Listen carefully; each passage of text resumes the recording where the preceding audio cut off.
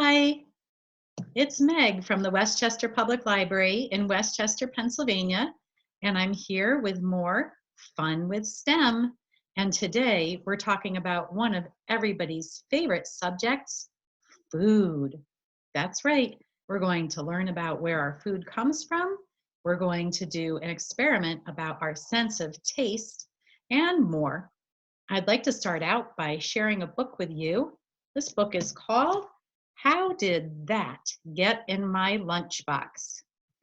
I'm going to share this with you. I'm going to turn off my virtual background so that you'll be able to see the book better. So here it is. How Did That Get in My Lunchbox? The Story of Food. This is by Chris Butterworth, and the illustrations are by Lucia Gaggiotti. I always like to look at the end papers in books, and look at the end papers in here. Look at all of those different foods. Do you see some things that you like to eat?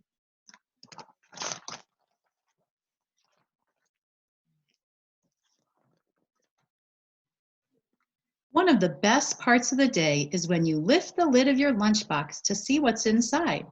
Your parents have packed it with lots of things to eat. They probably got all the food from a grocery store. But food doesn't grow in stores. Well, you knew that, right? So where did it come from before it was in the store? Let's take a look inside this lunchbox and see what's in there. I see a sandwich. I see some carrots and tomatoes, some oranges, apple juice, and a chocolate chip cookie. And I'm not going to read the whole book to you, but I'm going to choose the page about the chocolate chip cookie because, let's face it, everybody loves cookies. How did the chocolate chip cookie get into your lunchbox? Cookies are made from flour, sugar, and butter. And this cookie has chocolate chips in it. Chocolate starts off as a bean. Well, lots of beans which grow in pods on a cocoa tree. So see, the pods are on the tree. And here somebody is picking them. And where's that picture? In this picture, you can see where the cocoa beans are inside of the pod. After the pods are picked from the tree, they're cut open and the beans are scooped out. These beans are spread out and allowed to dry in the sun. The dried beans are taken to a factory, sometimes on the other side of the world. At the factory, they're cleaned, roasted, and ground into a thick, sticky paste. That paste looks kind of like chocolate, but it wouldn't taste very good because there's no sugar in it yet. Sugar is mixed in so the paste gets sweeter, and then it is squeezed, stirred, melted, and cooled to make it really smooth. Finally, the chocolate is molded into blocks. And those blocks are made into chocolate chips. And there are the chocolate chips in your cookie. So that's all of the work that went into just one thing you might find in your lunchbox. And this book tells you where everything else in the lunchbox came from as well.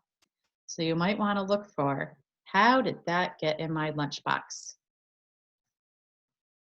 So chocolate isn't grown in the United States. Chocolate comes from places where it's very warm. I thought it would be fun to take a look through my cabinets and my refrigerator and see where my food comes from. And you might want to do this too. So let's start with something that's probably in everybody's refrigerator. Here we have eggs. And these eggs, it says right on the package, produced in Lancaster County.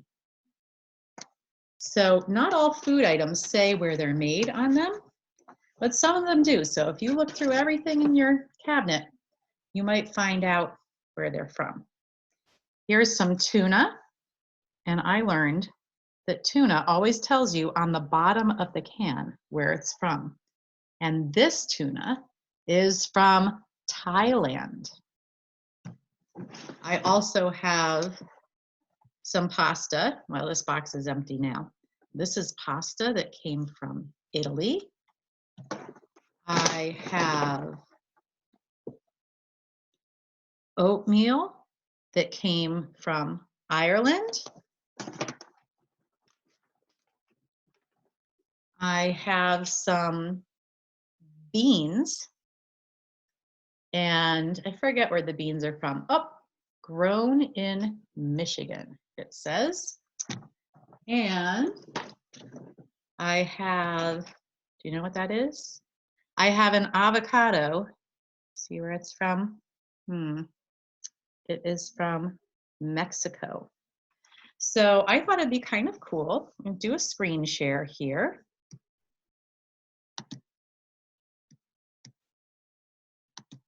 And we're going to go over to Google Maps. And you can see right here in the center of the map is the library at 415 North Church Street. So let's see how far the eggs traveled to get to me. I'm pretending I live at the library. We know I don't really live there, but let's use that as our starting point. So from Lancaster to the library is, it's thinking,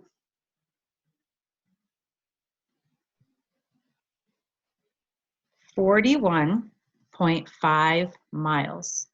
You see where that is right here? So that's a little bit of a ways, but not too far.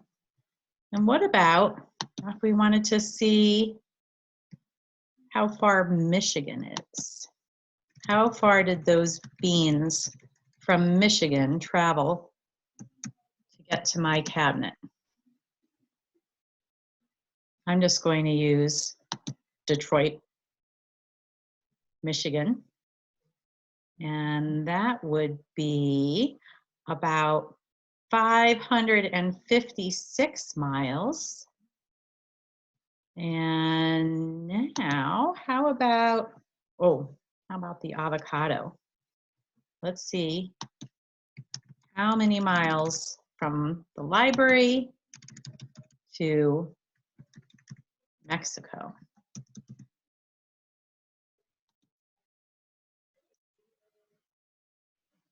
It's pretty cool. You can see how to get there too.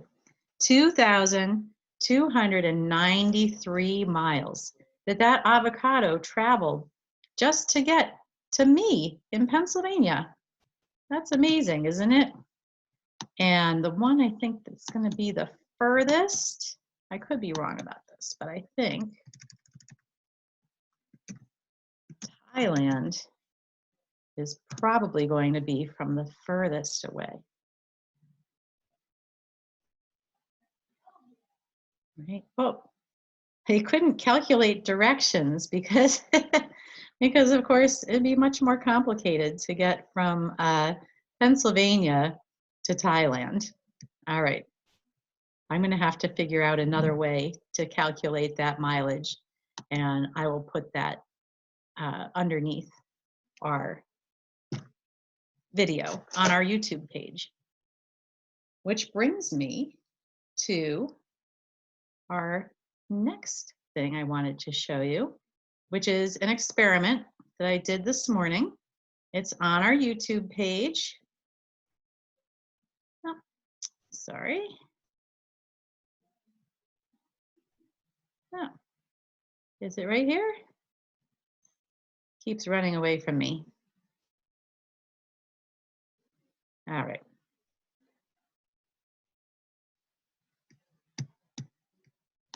Let's just do it this way. Go to YouTube.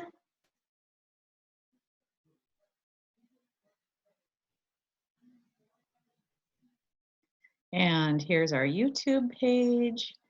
And we'll go over here, all of our videos. And I'm going to share with you an experiment called How Sweet or Sour is Your Lemonade? I'm not sure why it's called that. There aren't any lemons in this experiment, but I think it's just to make you think about things that are sweet and things that are sour. What do you like better? Do you like things that are sweet or things that are sour better? Let's take a look at this experiment.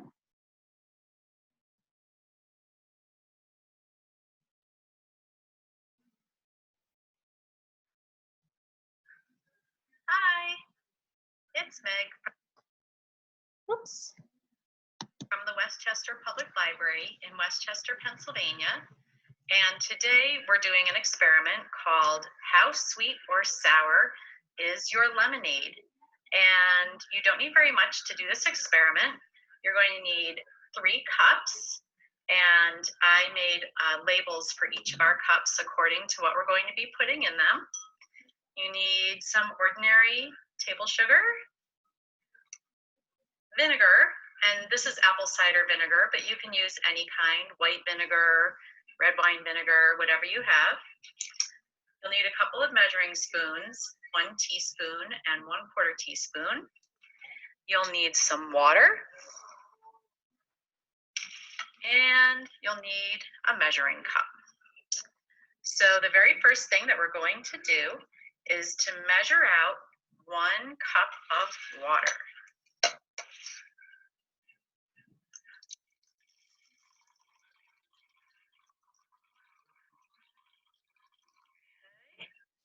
Right up to the 1 cup line. And I'm going to put that into my first cup, which I have labeled sugar because we are going to be putting sugar in our cup, 1 teaspoon at a time.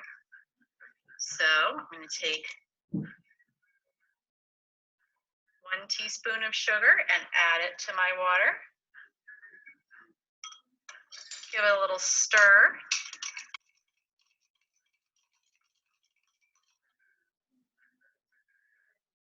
And now I'm going to give it a taste.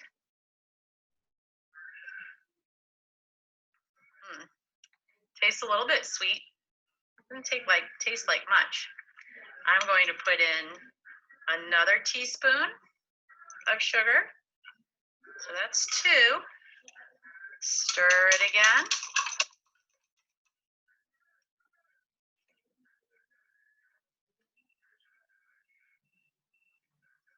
I can definitely taste the sweetness now. I'm going to put in another teaspoon of sugar, so we're up to 3.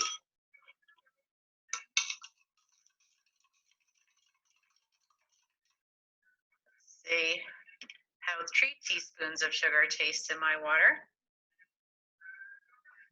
Oh, that is very sweet, very sweet. Now we're going to go with 4 teaspoons and 5 teaspoons. If you drink soda, regular soda has about 5 teaspoons of water per 8 ounces or per cup. So this is how much sugar there would be in a regular soda. Let me taste it. Oh, I don't like soda. I think that's kind of disgusting. Tastes much too sweet for me. Now we're going to take half of the sugar water. So remember, before we had 1 cup. Now we're going to have half a cup or 4 ounces. So let me take half of my sugar water,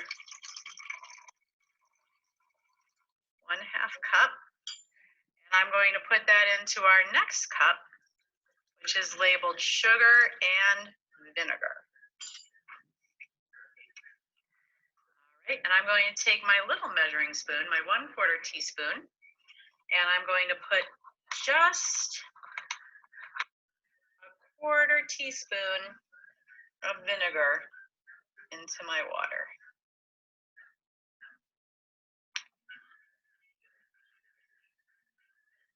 I'm curious what it's going to taste like.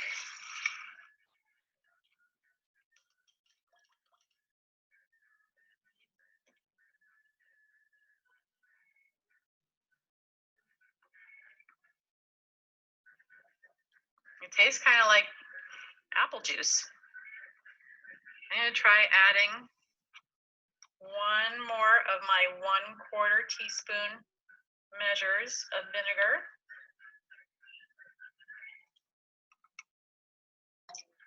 See if I like that better. A little stir. All right, let's see. Oh, that's pretty good. That tastes like apple juice. So now I'm going to measure 1 cup of water again, and we're going to put it into our 3rd cup, the cup that I marked vinegar. So let's measure 1 cup. Pour that into our cup, and I want to put the same amount of vinegar in the 3rd cup that I thought tasted good in the 2nd cup. So that was 2 1/4 teaspoons, which is the same thing as 1/2 teaspoon, but I don't have a 1/2 teaspoon measure with me. So I'm going to do 1/4 and 1/4.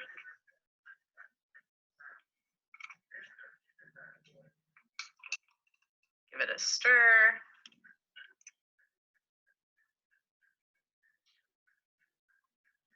Oh my gosh, that is very sour and not very pleasant to drink. So we have a cup with sugar, which we know when we added a little bit of sugar tasted okay. And when we added 5 teaspoons of sugar, that was way too sweet, even though that's what soda has in it. And in our cup that had just water and vinegar, that did not taste good at all. And the cup that had the sugar and the vinegar mixed together actually tastes pretty good. I'm going to have another sip of it. To me, it tastes like apple juice or apple cider. So one of the things that chefs know and that scientists know is that our sense of taste, we can taste things that are sweet and we can taste things that are sour. And when you combine sweet and sour, that actually creates a lot of the things that we consider having a pleasant taste. So I hope you had fun measuring and mixing. And if you want, you can try other kinds of sweet things and sour things, combining them, and see how sweet.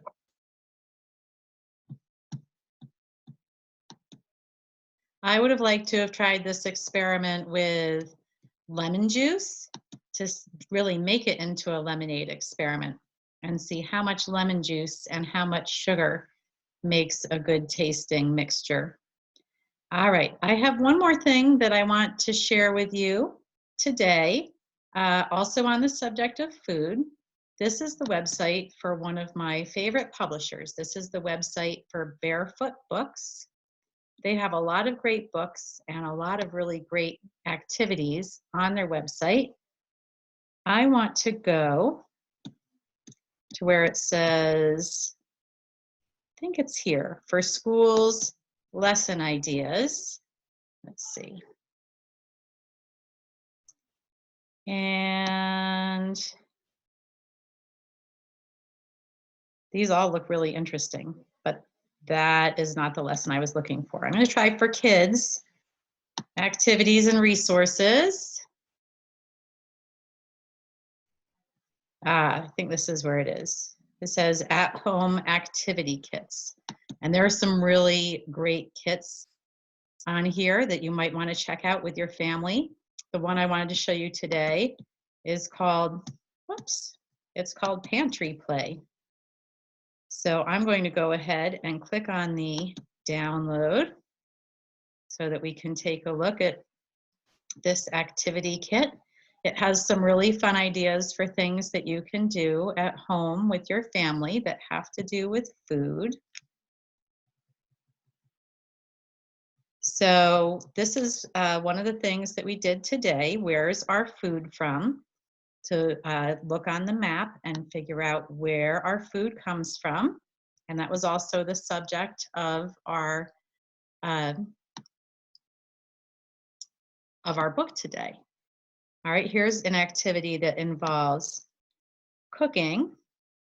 It's also a mindfulness activity, so that's pretty cool. This one I haven't tried yet. This is about tasting different spices. So you might want to check with your caregiver and see if you could taste or smell some of the spices in your cabinet. And this last one, I thought this was really fun. This is called Spice Market, or To Market We'll Go. And the idea is just a pretend play where you can set out a rug or a table with all of the things you might want to sell in an open air market. It could be food, it could be toys, it could be clothing. And you can play this with your brothers or sisters or anybody else who's currently at your home, and pretend that you are selling things at a market. So that's from Barefoot Books. I think that you'll really enjoy taking a look at that. I'm going to go back here. I'm going to put my background on again because I think it's fun. And then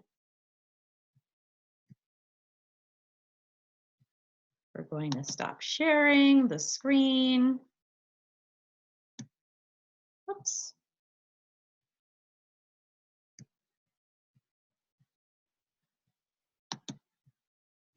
Why am I so little?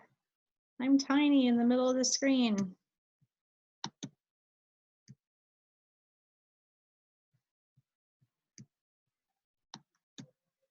Ah, there I am.